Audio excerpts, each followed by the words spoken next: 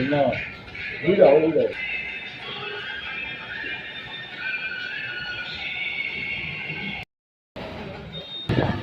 அதுதான் நல்ல விஷயம். அடுத்தவங்க இப்படி இருக்கணும் அப்படி இருக்கணும் நம்ம நினைக்கிறதுலாம் நடந்துடாது. அவங்கவுங்க மனசில் அவங்கவுங்க என்னென்ன நினச்சிருக்காங்களோ அவங்களுக்கு ஏற்ற மாதிரி தான் அவங்க பண்ணிப்பாங்க.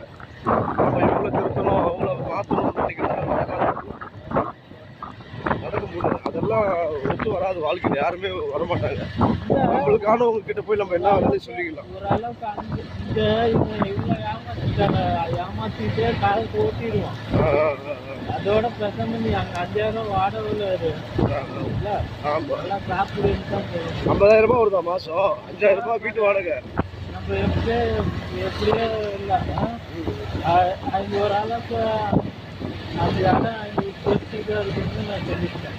அதுதான் இல்லை மாதம் 50,000 வாங்குறாருல்ல, 5000 வீட்டு வாடகை போச்சுன்னா விட 5000 சாப்பிட்றதுக்கு பள்ளி சாமான் வாங்கிட்டோட ஒரு ஆளுக்கு 40,000 ரூபாய் மீதி ஆகுதுல்ல.